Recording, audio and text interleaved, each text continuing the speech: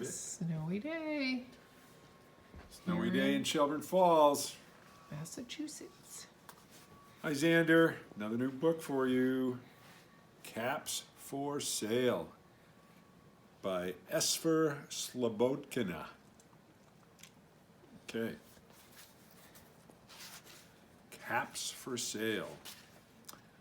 Once there was a peddler who sold caps, but he was not like an ordinary peddler, carrying his wares on his back. He carried them on top of his head. First, he had on his own checked cap, then a bunch of gray caps, and a bunch of brown caps, and a bunch of blue caps, and on the very top, a bunch of red caps. He walked up and down the streets, holding himself very straight so as not to upset his caps. As he went along, he called, "Caps! Caps for sale! 50 cents a cap!" One morning, he couldn't sell any caps. He walked up the street and he walked down the street, calling, "Caps! Caps for sale, 50 cents a cap." But nobody wanted any caps that morning, not even a red cap. He began to feel very hungry, but he had no money for lunch. "Think I'll go for a walk in the country," said he. And he walked out of town slowly, so as not to upset his caps. He walked for a long time until he came to a great big tree. "That's a nice place to rest," thought he.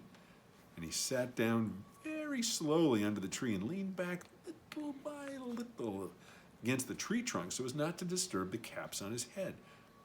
Then he put up his hand to feel if they were straight. First his own checked cap, then the gray caps, then the brown caps, then the blue caps, then the red caps on the very top. They were all there. So he went to sleep.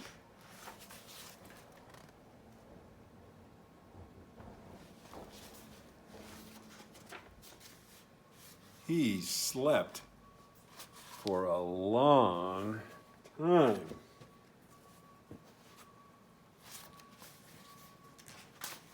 When he woke up, he was refreshed and rested.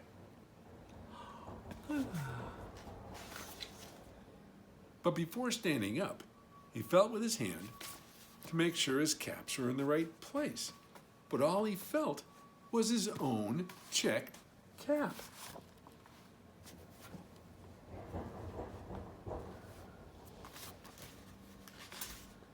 He looked to the right of him, no caps. He looked to the left of him, no caps. He looked in back of him, no caps. He looked behind the tree, no caps.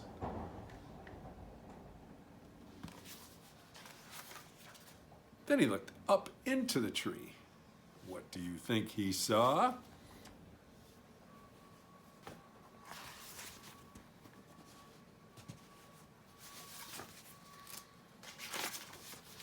On every branch sat a monkey. On every monkey was a gray or brown or blue or a red cap. The peddler looked at the monkeys looked at the peddler. He didn't know what to do. Finally, he spoke to them.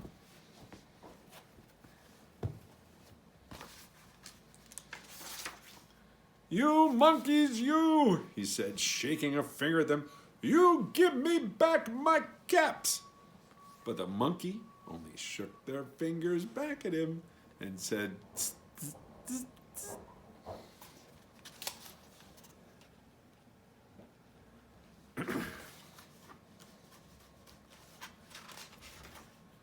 This made the peddler angry, so he shook both hands at them and said, "You monkeys, you give me back my caps." But the monkeys only shook both their hands back at him and said, "Zzz, zzz, zzz, zzz."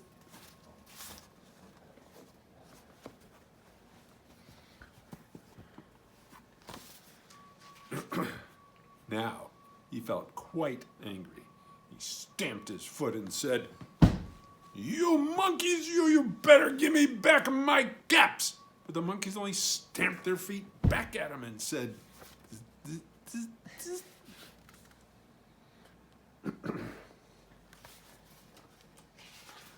By this time, the peddler was really very, very angry. He stamped both his feet and shouted, "You monkeys, you must give me back my caps." But the monkeys, they only stamped both their feet back at him and said, "Zzz, zzz, zzz, zzz."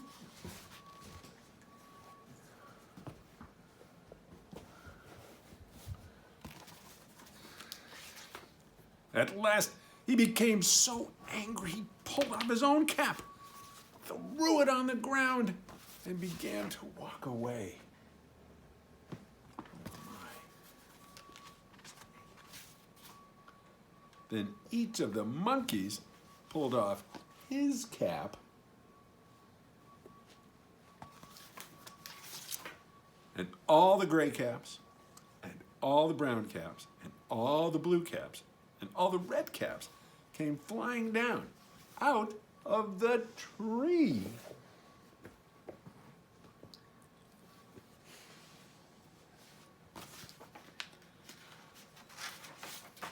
So the peddler picked up his caps and put them back on his head. First his own checked cap, then the gray caps, then the brown caps, then the blue caps, then the red caps on the very top.